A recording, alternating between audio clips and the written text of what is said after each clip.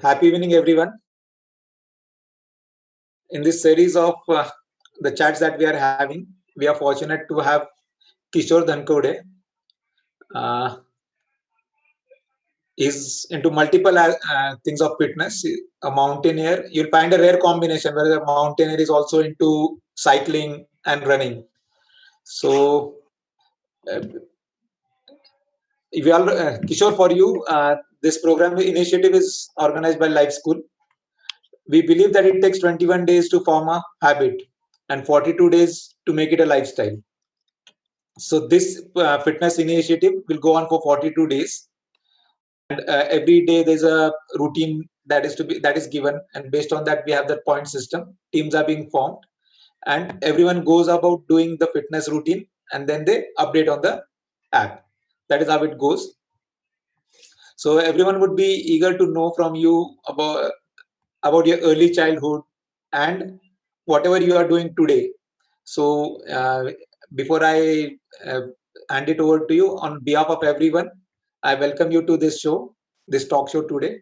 Naren, as you already know him, he's the mentor of Life School, and he ensures that we grow in all spheres of life. So it's not only about fitness and family and business, all the aspects of life. Everyone has to grow in that, and based on that, this initiative is there. So over to you to talk about whatever you feel like initially, starting from your initial days to whatever it is today. Then we take up with the question answers. Thanks, Pankaj, and thanks Life School for inviting me for this such a self-explanatory, I will say, kind of session where when someone hears about someone's achievement, okay, they get inspired, and they also dream to do something unique. So on that basis, I will start my journey. As you said, Pankaj, my childhood, I'm from Pune only, and since childhood, I was into athletics in school, and I played multiple games. So whatever comes there in the PT class or in school, I used to play. So that's how I grow myself physically and mentally. Uh, my school days are from Abhinav, which is at Nalstop, and then college days at Abasaheb Garware, then engineering from Siagat Engineering College, and later on I joined my family business, the constructions business, and uh, due to business, I was quite become away from the fitness and everything because the urge to make money is the most dangerous thing in this world. So it takes everything away from you. Just right, Narenji, and everything revolves around money, and you make money, and then you spend money to get the fitness. So that kind of journey I also experienced, but I was awakened at the right time, and I thought I should skip this money making thing and should focus on my life achievements, or maybe what really I want to make of this life. It's only one life, and I started to explore what I used to do. And after the college days, I used to go to Himalayan treks, and there is a magnetic effect, we call it, in the Himalaya, and that's how I thought I made a lot of money. Now I should go and put my name in history books. So even if you have 100 crores, and if you ask the historian to put your name in history books, he will say, "Oh, there are 1 million people having 100 crores in the pocket. So go and do something which really will make you in the history books." So I was exploring, and then I thought I should go and do 2 years, able to achieve scaling Mount Everest. And while doing that, it was a fitness journey. Was more than 4 years. It took more than 4 years to get into the fit shape of ready for the mountain, that is Mount Everest. But Narenji, the journey was not easy. As Mm. you, as I have experienced it, okay, the getting admission to the mountaineering school, I was 36 at that time, and the last age limit was 35, and in some mountaineering school it is 40. So I went there. I convinced the people there in Mountaineering Institute. This, I'm fit and I can pass this course. Then I tried to climb a couple of mountains after that, and there was no success in those mountains. But my goal was so high that even these small failures didn't deter me from my uh, goal. So these were stepping stones. I will call them, and I have fixed certain benchmarks before going to Mount Everest, and those benchmarks were altitude based. So Mm. altitude, what happens? You once you go at high altitude, okay, your physiology changes, your blood physiology changes, and you are also at the same time your mentality also changes, your attitude changes because of the lack of oxygen in your blood. It changes everything. And to check those parameters, whether I am ready to go for such high altitude and deadly mountain, I had set parameters like 4,000 meters. I will go and stay at 4,000 meters. Will observe how my body reacts. How am I behave? I'm behaving at that altitude. Then 5,000 meters. Then 6,000 meters. Then 7,000 meters. And Everest is 8,848 meters. So you cannot go and stay above 8,000 meters to get a feel of 8,800 meters. So the last limit was 7,000 meters. I climbed Mount Deotibba, which is 6,001 meter, but I reached up to 5,000 meters, and that was unsuccessful expedition for me. I couldn't reach the summit. In mountaineering, if you reach the summit, that's a success, measure of success. If you can't reach the summit, it's a failure. So my first failure was Deotibba, which is near Manali. Then the second one was Satopan, which is at 7,075 meters. I reached up to 6,680 meters, and that gave me the confidence that yes, I'm ready and I'm fit for go and climb much higher peak than Satopan.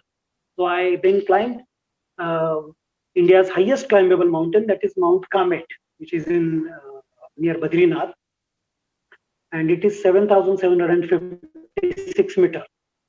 In this expedition, I stayed at 7,100 meters for 3 nights, and that gave me the confidence. Yes, now nothing will happen to me even if I go and climb any mountain above 8,000 meters. So Mm. all these parameters were successfully passed, but none of the mountain gave me the success. So all these three mountains expeditions, I didn't reach the summit for obvious reasons. Maybe my luck was not there with me at that time, though I have reached summit camps of all these mountains, but I couldn't reach the summit. Or maybe it was not destined in for me. And only Everest gave me this opportunity. And in 2014, I reached the summit of Mount Everest from the north side, the Chinese side, okay, Mm. which is more technical and tough side.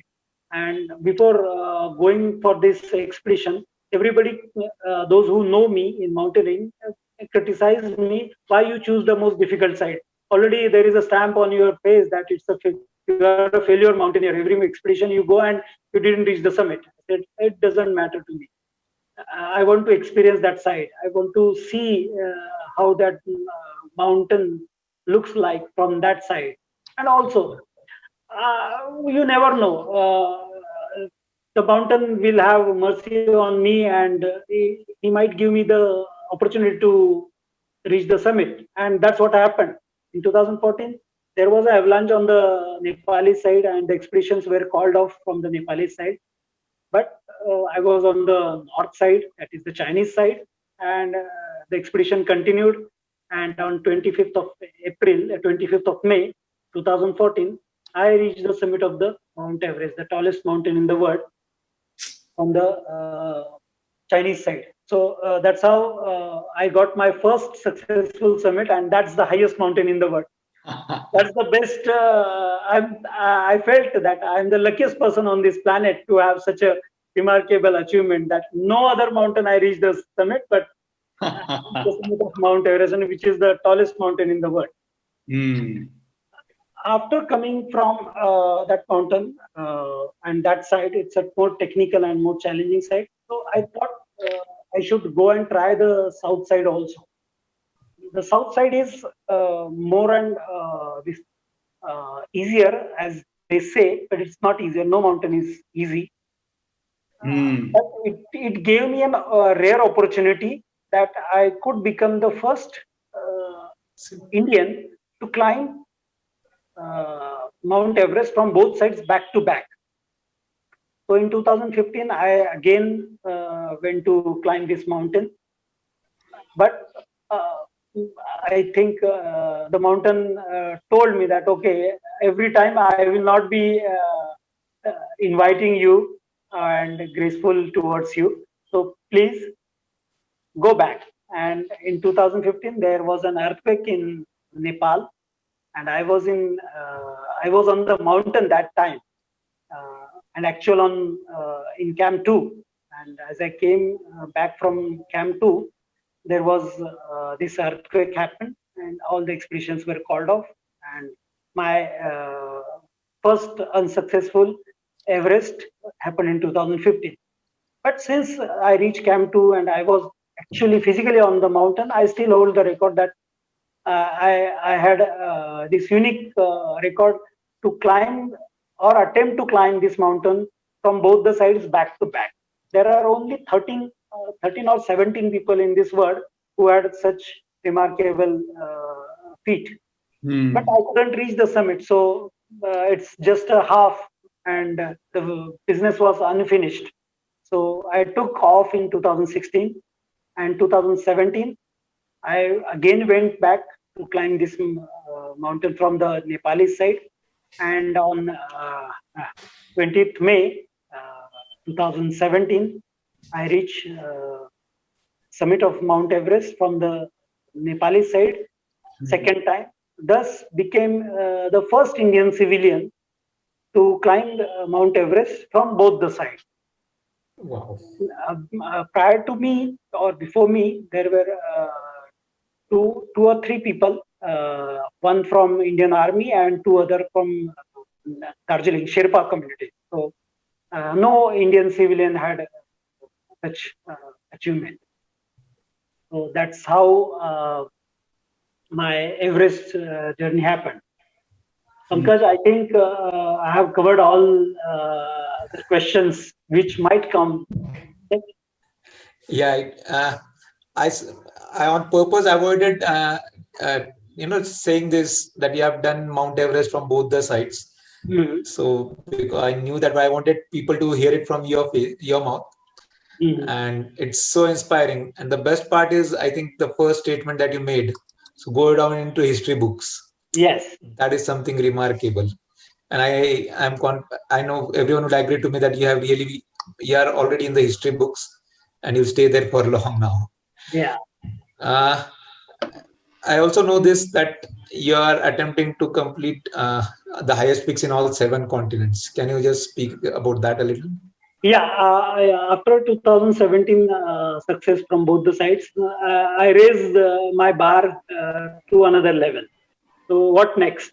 Because I am not a guy who will stop at one point. Okay, so we usually, after climbing Mount Everest, a lot of people stop their activities or achievements or some dreams. I was not from that school of thoughts.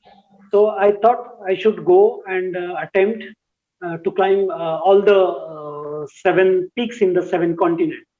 Because now I became the first Indian civilian. Now I want to become the first Maharashtrian to climb the 7 summits in the 7 continents. So till now, I have climbed 4 out of 7. So these 4 are Everest 2 times, then highest mountain in Africa, that is Kilimanjaro, 2 times, again 2017 and 2018. And in 2019, I climbed Mount Elbrus, which is highest in European continent.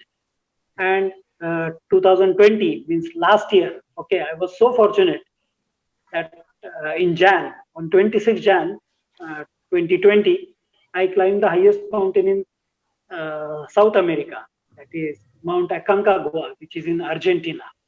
So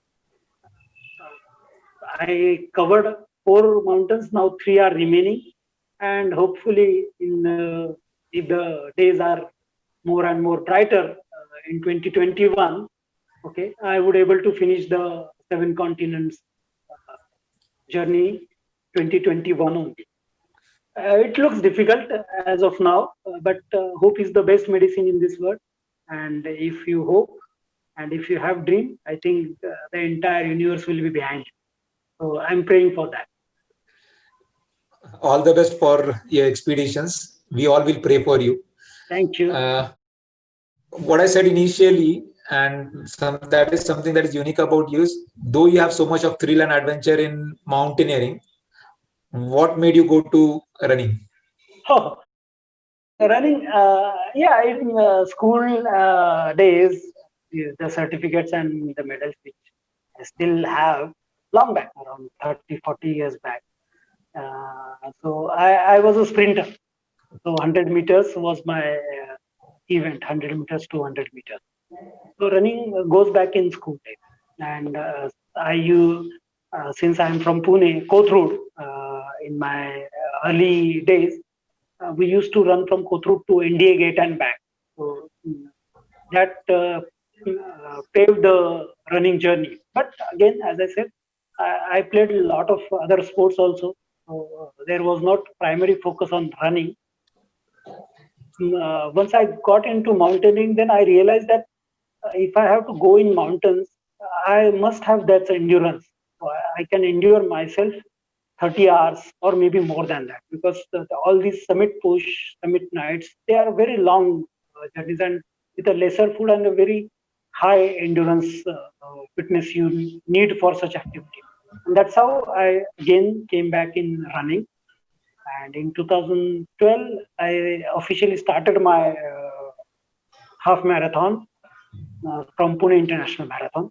And that's how I came in running. And now everybody knows, because you also know, and TJ also knows what I have achieved till date.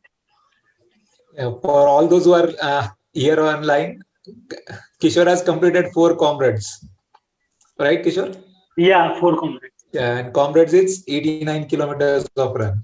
So Yeah. for someone who started by saying 100 meters was his forte, 89 kilometers is a long way.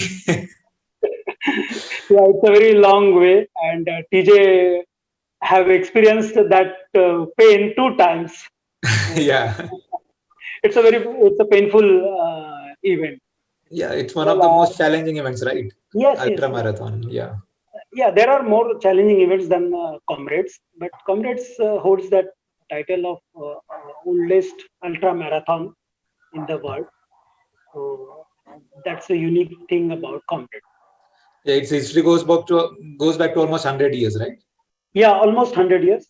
So most probably next year, 2024, they will be having this 100 years, 23. So 100 years event, no ultra marathon in this world had such a 100-year legacy. To all those who are online, if you have any questions, please put it in the chat box and we'll take up those questions. Kishore, I have this question for you. What is your typical day like? How do you start your day? What is your routine for the day? So I follow different lifestyle. So when there are 2 seasons for me, one is in season and another is off season. So in season, my lifestyle is different. When I'm off season, my lifestyle is like a normal person. I wake up late. I don't do anything. I eat a lot. I rest a lot. I put on my weight and everything. So I am not a monotonous structured person. Okay, but when I'm in season, my day starts around 4:30 to 5 a.m. in the morning. depends what kind of training program I'm having that day. But usually 5 a.m. is my wake up time. Then finish my whatever training, running, cycling, okay, till 9 or 10, and then have my breakfast, all the things. Since coming back into mountaineering, I have stopped my business activities. So you can call me as a retired person. At the age of 40, I have decided that I will retire, and I literally retired from all my business activities. So there is nothing such stressful uh, day life for me. There is nothing. So there are no loans on me. There are no court cases. Though I was into construction business, builders business, so I'm quite stress-free person as of now. And I usually do other things, research, and I study a lot in different subjects, particularly mountaineering and running thing, then how it impacts your body, how behavioral changes happen. All these are my favorite subjects in study. I remember when we first met and we were talking about doing 74 kilometers of cycling on the 74th Independence Day. Before we could discuss that, your initial question was 100 करायचं का 150 करायचं. So it was doing 100 kilometers or 150 kilometers, which was very casual. So we had to put say that no, we will not be able to do that, and you still led the group and made everyone do 74 kilometers easily on the 15th of August. So it was a good thing for a lot of sorry. Pankaj, I always say nothing is impossible. Okay, the journey starts here. Okay, so if you are strong from here, okay, the distance is just point A to point B, I always say. Okay, so whether you cross that point A to point B in 10 hours, 15 hours, 20 hours, doesn't matter. You have started the thing. I always say in my talk that if you compare that thing with comrades or running, okay, there are start line, there is a finish line. Okay, so if you are there standing on the start line, make sure that you cross the finish line, or don't go and stand there at the start line.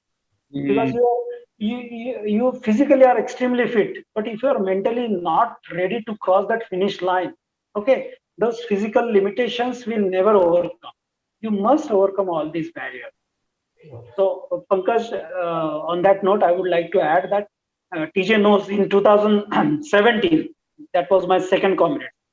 I had not ran a single kilometer for 3 months before that, because I left India for Mount Everest in the first week of March. So there was no run happened till I came back from Everest. And I came back from Everest, and immediately I went to South Africa and ran this 89-kilometer marathon, and that too again in less than 12 hours. So as I said, this is an ideal proof that if you have decided and if you are mentally strong that you want to do this thing, nothing can stop. Absolutely nothing can stop.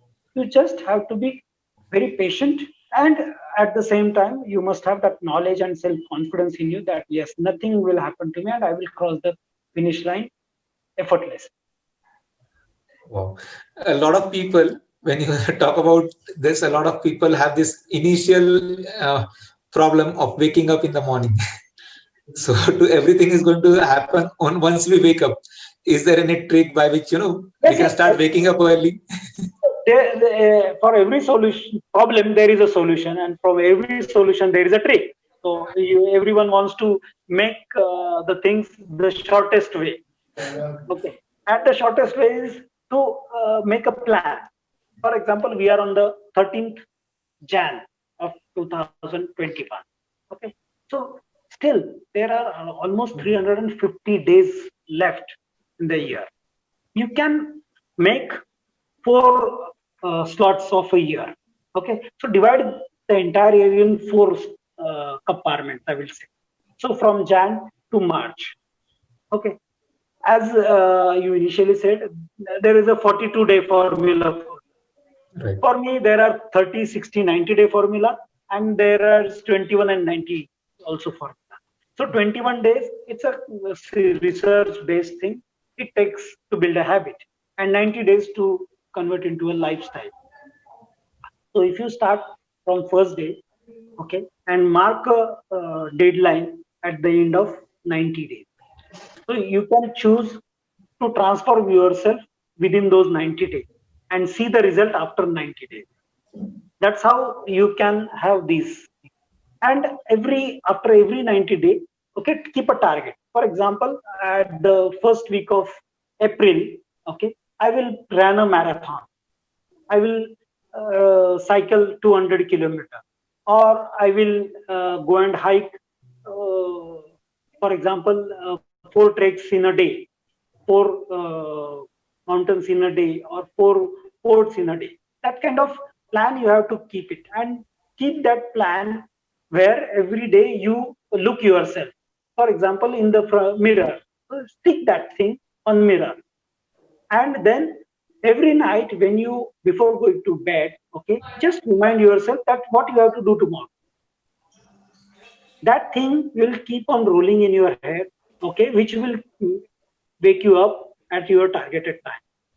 So for example, tomorrow is Thursday, and I have this Thursday bike and hike. So every Thursday I will be going to Sinhagad, okay, on cycle. So I have to wake up at 4:15. I have to get ready at 5:15. Then I have to ride till Sinhagad base around 6:30. Then I have to hike up and come down, and then come back on bike. So if I have this thing tonight in my head, automatically my brain will function accordingly, and it will keep me awake exactly between 4:30. So that's how uh, I use this trick to keep myself, okay, ready for that activity. You can put alarms. You can put just few notes, okay, while going to bed. That okay, tomorrow morning I have to do this. And best way, you should enjoy what you are doing. Okay, if you enjoy what you are doing, definitely you will keep on doing that thing repeatedly. So have goals which you really can achieve. Have goals which you really want to enjoy. Okay. If today, if I decide that, okay, I want to go and compete with Usain Bolt, was it going to happen? No. But I can run 100 meters. I can run 100 meters in less than 15 seconds. But I cannot go and compete with Usain Bolt. So that's how you have to plan your goals, which give you the sense of achievement. At the same time, it will make you happy. So I think that's the best trick one can have. Okay. And once you see the changes in your performance, and when someone who uh, sees you after maybe 30 days or 45 days, okay, they immediately come to know that there is a transformation happening in you, and they immediately pass on, oh, you look slim, you look fit, and that gives the energy, the motivation, or that will inspire you to extend that 30 or 45 days to 90 days. And definitely there will be a trick that will be triggered, and you will see the changes in you. Absolutely. So self motivation and targets that you set for yourself will keep us, coming back and get up on time and have that discipline. If anyone of who is over here or any of my relatives, if anyone wants to get into mountaineering, how do they begin? Oh, so they are halfway, they are already there, because getting an idea is halfway success for me. Okay, if I have this idea of running a common exam, 50% I have been already there at the starting line. It's just the how you change yourself from 1 kilometer to 100 kilometers. That's the part of the training. And human body is amazing. So you can train it for whatever you want to. Regarding mountaineering, yes, mountaineering, it's a very vast subject, very technical as well as very challenging also. You must understand what are the challenges in that. It's a dangerous sport. But at the same time, that's how human body has been evolved. Okay, all the dangers we try to explore ourselves and check whether I can digest that danger or not. And the success makes you more and more confident to go and explore whatever you are doing. Regarding mountaineering, uh, we are in Maharashtra, so we don't have mountains. We have forts, we have hills, but to call it a mountain, we don't have. So we have to go travel around 2,000 kilometers to actually get the feel of mountain. So everything is there in the Himalaya, and Himalaya, the dangers are different. So I would recommend get yourself fit, uh, physically fit for this activity. Then go and do a mountaineering course. There are many mountaineering institutes in India, extremely good, world class facilities are there. So learn all the technical terms, learn all the definitions, terminology in mountaineering, so that when you actually go in mountain, you will easily understand what exactly you are doing. In Mountaineering Institute, they will teach you the different techniques of climbing, then self-arrest, rescue, everything. So all the fears which we gather here, okay, they will be taken care at Mountaineering Institute. After Mountaineering Institutes, automatically you will go in mountain and you will try to climb difficult routes and highest mountains. Just make sure that the risk to reward ratio is always high. But remember, you must come down to tell your story. Right now, I'm in front of you because I never lost any of my finger or toes at all. I'm alive. I have survived all the mountain expeditions. I have survived deaths 3 times. Okay, so just all the time make sure that you have to come back to tell your story, whether it's a success or it's a failure. Many people get inspired by your failures and many people get inspired by your success, but remember, you have to come back to tell your story. That's the simplest message I can give. And go and enjoy mountaineering, it's amazing. Uh, Kishore, this is one of the costliest sports, right? So how much how much will someone have to save, to go to the summit? So if someone is thinking about Everest, what is the minimum amount that they should be thinking about? Mount Everest is quite expensive affair. I don't recommend anyone to liquidate all their life assets and go and climb that mountain, because according to me, it's an utter stupidity. Okay, it's like I'm owning a. I don't want to discourage anyone, na Pankaj. Please, Yeah.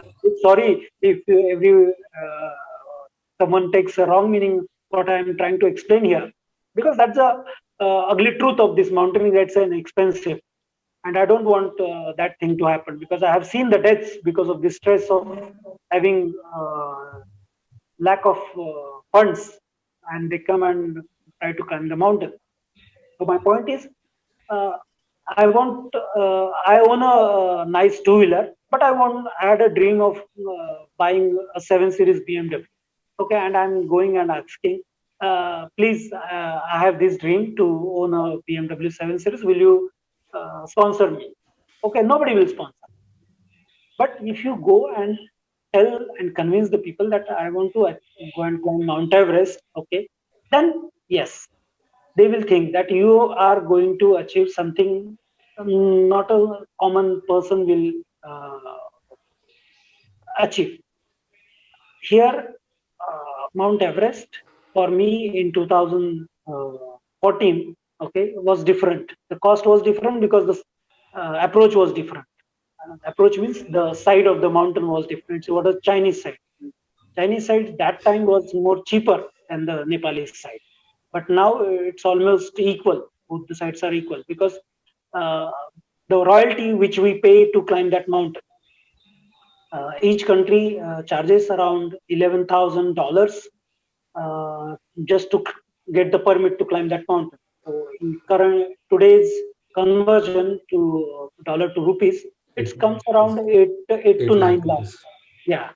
So it just to get the permit, and then all other expenses gets added. Then your equipment, then your logistics, your oxygen, then Sherpa.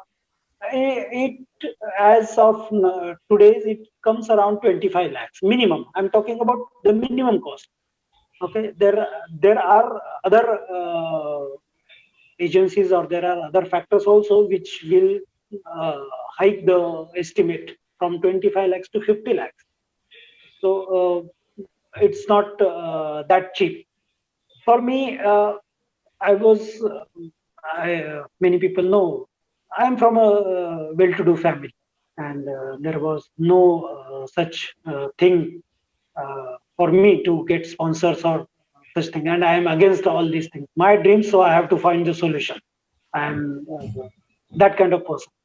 So that's why initially I said, dream which you can achieve, okay, and you can go there and enjoy. If I can't enjoy, then there is no point in having such dreams. Sorry if someone gets offended by my this comment, but yes, whatever I do with my 100%. There is no 99.99%. It's always 100%. Not even 0.1% I will leave for margin of error. So for me, as I said, it was all my own funds and my brothers, obviously. He helped me in raising all these funds, but no other sponsors for me. Oh. Uh, there's one more question, Kishore, based on this. So you talked about your in time and your off time for fitness, Season right? and off season. Yes, in season and off season. So how much time do you take to, switch from the off season to the in season? So usually my off season lasts for 2 months, okay, and my in season lasts for almost 9 to 10 months. So 9 to 10 months, I will be in training mode. After coming back from Everest or from comrades, I took break of almost 2 months. Break means many times I literally don't do anything. Just eat and rest. Because whatever toll my body has taken in those 9 or 10 months, I should respect my body because I have to endure this body for a very, very long time. It's just not a 5 years journey or 10 years journey. It's a 20 years journey. Okay, from where I started. So I just covered less than half journey. I have to keep myself fit physically and mentally for next maybe 10, 12 years. So when you are in the off season, so how much time do you take back to be informed to take up the next expedition once you start again? So after the 2 months of break, whatever, 2.5 months of break. So how much time do you take to come back to the peak where you decide you're ready for the next Less than a month. expedition? Less than a month. Kishore, we have one more question. Do you believe that external supplements should be used to have fitness? Oh yeah, sure. I'm always advocating all the protein supplements, all these products, all these nutritions. Yes, I always support all these things because there is a limitation to digest, to absorb your essential nutrients from whatever you are getting from the natural sources. So yes, I recommend, but obviously it should be under your trainers or coaches supervision. You should not just go and sparingly buy all these products and start getting them. You must have someone who will have a counter check on what you are taking, because there are supplements which may harm you, and there are supplements which unnecessarily you are spending a lot of money on those supplements. So there has to be balance. What you exactly need, you really never know what you exactly need. Your coach, your trainer knows what you need, and trust them, please, so that this transformation will be much more safer and earlier than what you have predicted. um, we usually have this partners, friends who are into the same profession, or say fitness wise, at least you need someone who is with you, who motivates you, who keeps you going. So do you have anyone like that who is your buddy for fitness? I used to have many buddies. Depends on what kind of sport I am. But last few years, maybe I became kind of self-motivated. So I prefer to do activities on my own. But yes, if someone is there and if he is also enjoying my company, yes, I definitely welcome each and everyone. There is no such loner kind of attitude towards them. I used to enjoy groups and everything, but now the image and my perception uh, to look at me has changed, and everybody thinks that oh, he is not a normal human being. He is someone else. And so they, even if Pankaj that day, as you said, if my comment was okay, how much 150, 200, how many kilometers? You must be got angry. Oh my, this man is. I should not go with him again. Okay, for him, even 74 is just a walk in park. Then uh, it will be difficult for me to cope up with him. So you will distance me, and I don't want to. Yes, I can ride 25 kilometers and I can ride 200 kilometers. That's the yeah. But yeah, I really enjoy the company. It gives a sense of satisfaction, happiness. And if something goes wrong, okay, and if I need some help, okay, there is someone who can really come for me and help. Right. I experienced that with the accident, right? When you all were there to send me back in the Innova. You got my point. You got my point. Yeah, so I experienced it firsthand, right? Uh, this question from Naren: who should take up mountaineering? Is there a career in mountaineering? Yes, there is a bright future in mountaineering. See, career in 1954, when Mount Everest was climbed successfully, the career started in mountaineering. Much before that, in 1922, 1923, 1924, all these years, these all British mountaineers, they started taking him Indian Himalaya, Nepal Himalaya as a career. And mountaineering, it's a very huge industry. It's not just go and climb mountain. The logistic, the support system, the training system, the equipments, the food, everything is there in this mountaineering. And everybody likes to travel. Even, for example, you are not climbing any mountain. Mountaineering is again technical. If you want to go and do a trek in Himalaya, then what do you need? You need an agency, you need guide, you need tents, you need food, you need cook, you need route maps, everything. So yes, mountaineering. In the next 20 years, India will rule in mountaineering also, definitely. Wow. Who should take up mountaineering? Yeah, So, definitely. There are so many mountains still in India which we haven't explored yet. We know they are there, but nobody had went and climbed. There are so many 6,000 meters peak were yet to climb by anyone.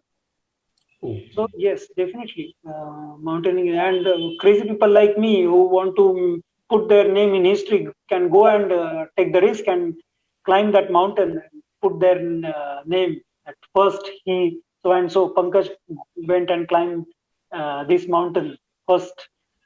Yes. What was the biggest obstacle that you overcame in your life? Fear of death. Can you elaborate that? I don't fear about death. If death is inevitable, okay, and it has to come, it will come, because I survived uh, in mountaineering, on roads and everything. So I really don't feel fear about that.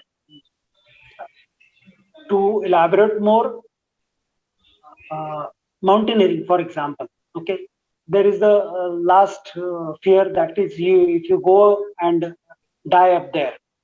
So there are so many people died on mountains. Their body remained there. Okay, but remember, they were doing what they really enjoy, and if they get the ultimate truth of human life, that is death, while they are doing or enjoying what they really want to do, then that's the best thing they were doing. Instead of dying here somewhere in accident, or crossing the road, or something falling on you, okay, or someone in stabbing, okay, it's better if you are uh, dying what you really enjoy. So that's how, and that's how I really go up there and climb these mountains. And all my family, friends, they have this trust in me that okay, this man, whatever comes, will come back alive and will tell his story. Wow. Uh, Kishore, you are a certified trainer, right? Marathon So, runner, yeah. yeah, marathon trainer. So, how do you would you tell the audience what is the sport that they should choose based on their body type? Is there anything like that where depending on your body type you should choose a sport? And if at all, how do you go about it? It will be a difficult question for me, because to choose right sport for the right body, the age has to be less than 13 years. And I think all our audience are more than 30 years or 40 years or 50 years. Some might be 60 years. What really, sport is a dangerous thing, while activity is the most easiest thing. Sport, we call it, there are only few sports which really can be termed as sports, because death is there in sports, and in activity, yes, you really enjoy. For me, uh, if you explore yourself from childhood, what you used to do in childhood, okay, that's how your structure has been built. The entire framework of your body, okay, has been developed uh, before the age of 18. And if you go and check what you have done before 18, then that activity can be taken even after 40. For example, I'm 47, but I still have this fear of getting drowned. Even in 7 feet, I will scream, okay, please help me. That fear of water, okay, is still there, because I never went for swimming, okay, till I was 20 or maybe 25 or maybe 30-year old. So I cannot go and choose swimming as my sport.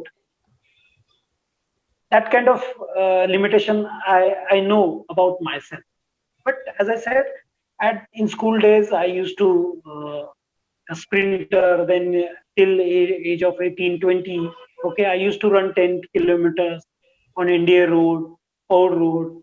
So running was there. And for me, running was easiest for to transform myself, and also mountaineering. So what you really enjoy safely, you should do. Okay, and if you don't go in a competitive mode, because in competitive mode you will land up in injury, and that injury will stop you, and that injury thing will defame the sport. Okay, for example, that day you had a fall. Okay, so cycling is very bad. I saw Pankaj fallen and everything was bleeding and bruises and no, it was not cycling fault. It was not Okay. Pankaj fault. No, it was the road, okay, which was not up to that standard, okay, and that's how you had a fall. But people will think that oh, cycling is not good.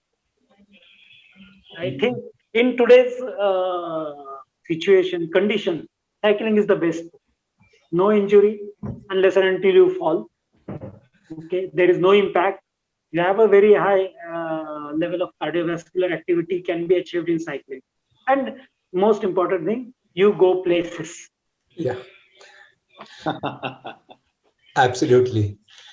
Uh, so what do you see for yourself next? So mountaineering, yeah, obviously the 7 summits is still pending. So you have completed 4 continents and 3 more to go. Apart from that, what do you see, you achieve in the next say, 5 years or 10 years? Oh, next 5 years, 10 years, yes, the plan is already there, and I will share whenever I will achieve that. But as of now, I have to finish the 7 summits. Then I have to finish this 10 comrades. So 4 is done. 6 more to go. Last year didn't happen. So hoping this year it will happen. And then finish my word majors. So already 3 word majors I have finished. So these are 6 word majors in the world. So Berlin, there are marathons. These word majors are marathons. So Berlin, Chicago, and New York I have ran. Now Boston, then Tokyo, and London they are remaining. So I will finish them. And there are some ultras which are there in my list. So once I finish all these things, I will run the most cruelest and longest distance in ultra, definitely. But not now. Maybe after a few years. Out of all the summits that you have completed, though Mount Everest is the highest, is it also the most difficult, or is there any other summit that was more challenging than the Mount Everest? Oh yeah, Mount Everest for me was not the most difficult one. Definitely not. Since I have reached the summit, you can guess that it was not that difficult. Okay, mountain is easy for me. Climbing Mount Comet was the most difficult. So, since its location on the border of China and India, a lot of permissions, lot of preparation, logistic. We had this expedition in our own style. So there was we were carrying everything. We were setting up the camps and a lot of things we were doing on our own. So that was the most challenging thing. Then the mountain is so remote that if something goes wrong, one has to run 40 kilometers to get the communication or to prepare for the rescue team. So these challenges were there, and at the same time, the technical part of this mountain. The mountain is so steep, so remote, and very dangerously placed. High wind, none. There is no communication, so there was no weather report. So we have to be on our own on such a deadly mountain. So Mount Comet was the most difficult part. Do anyone from the audience do you have any questions before we continue?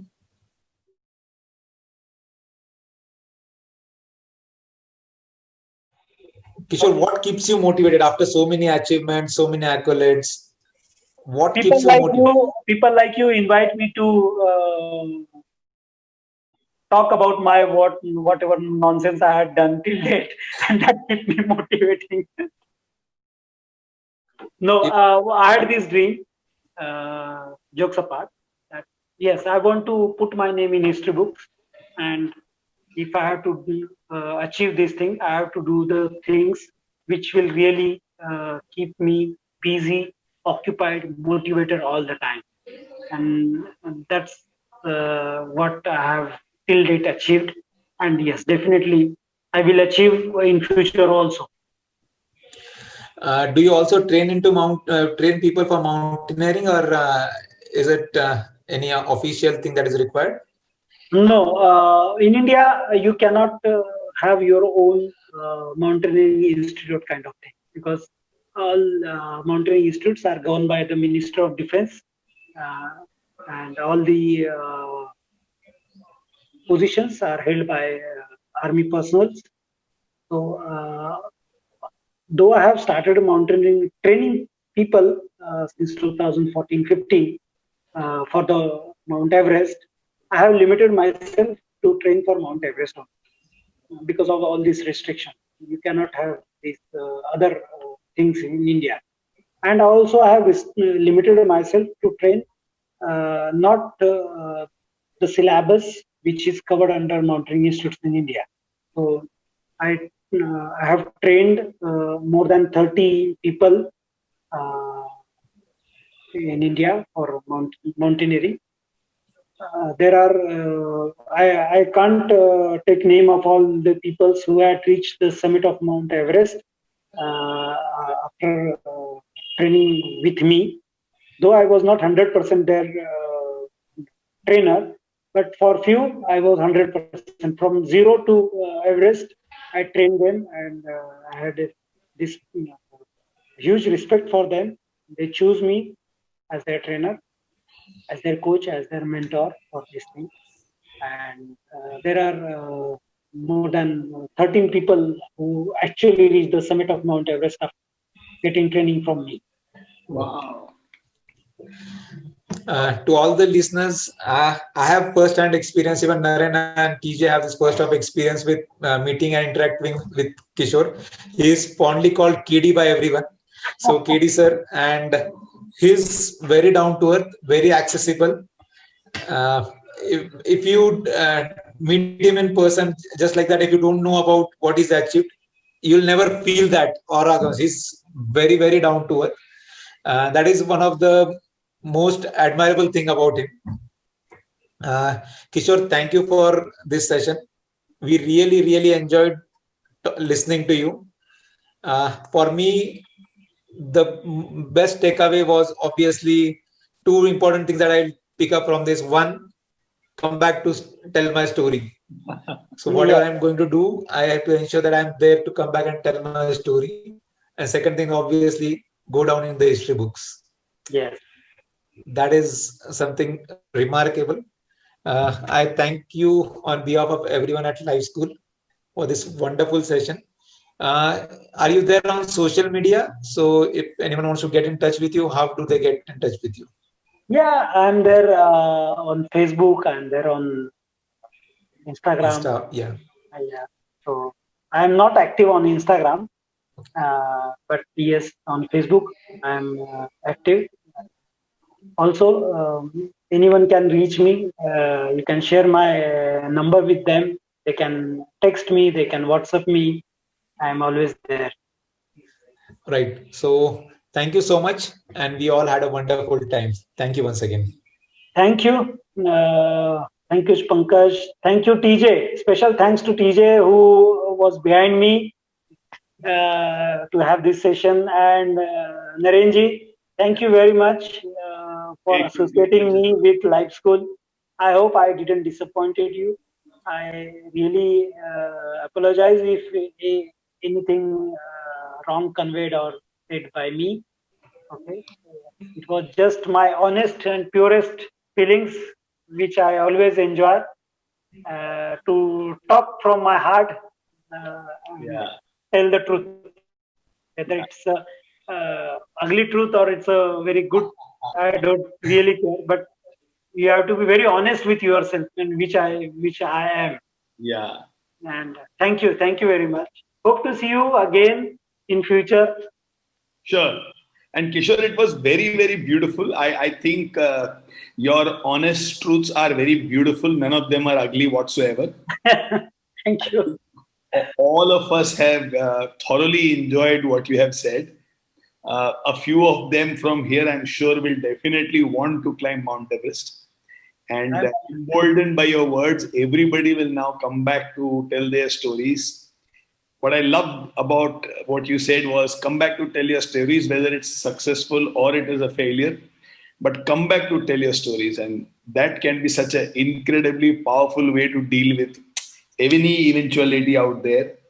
And I also loved when you said that no mountain is ever easy, which ensures that arrogance does not come in, that since I have done this, that will be easy, or if I have done that, this will be very easy. When I went to EBC a few years ago, when I asked the Sherpas that, how do you treat the mountains? Do you treat the mountains as a source of income? Do you treat the mountains as place where your life is so difficult? They said, no, we worship the mountains. It's the lap in which we play, and it's our mother who nourishes us. And every time anybody goes for a trek, we have to respect the mountain. It said that if anybody loses their life or if any accident happens, chances are very high that person either forgot about respect or lost the respect for the mountains. And the moment they start thinking, I can conquer the mountain, then it's an invitation for a downfall. So they were saying that every time we start to climb, we ask permission from the mountain with folded hands that I wish to go up there, and from whatever I earn, my family is going to survive. So will you please allow me to step on you and for us to reach the top? And only if you permit, we will go. If you think it is not right, it's absolutely okay, we will not. So, that entire journey of EBC, when I heard the reverence which these Sherpas had for the mountains, everything became so fresh as I was listening to you. And in these two statements, when you said that no mountain is ever easy, and come back to tell your story, whether it is success or failure, I think these will remain with me forever. And let me tell you, there is something common between you and Abraham Lincoln. Abraham Lincoln failed in all the elections except one election, and that was President of America. Election. Yeah. Also failed in all the summits except the President Summit, which is Mount Everest. So, you are a pride for India who's representing the qualities of Abraham Lincoln. Oh my God. No. Felt very beautiful listening to it. So thank you so much for coming. You were saying something you wanted to say. Yeah. The respect part. Okay. Yeah. So, Narenji, I follow that ritual of Sherpa culture. I never put my feet on the top of any mountain. So even if you see my pictures from Mount Everest, okay, I always stop myself 2 to 3 feet below the summit. Even in 2014, when my Sherpa asked, if you see the pictures, summit pictures, 3 feet above, some other mountaineers and Sherpas are there. I said no. The culture which I follow, here we never put our feet on our God's head. So it's like a God. Maybe it's in a different form, but it's a God, and we worship that, and we will never put our feet on our seniors or God. Or I do follow that ritual, and yes, before climbing any mountain, we seek permission from that mountain that whether will you allow us to reach the top or not. If the mountain is, as I said, merciful, definitely he will allow or he will not allow. Definitely. Beautiful. The approach, how you approach the mountain, it matters. If the arrogance, the attitude is there, the mountain will teach you that you are not above that. Beautiful. Henna? So thanks, Kishore, and I'm looking forward to do a day when you and me can meet. And yes, sure, anytime, sir. And always there. Just a call away from. Sure.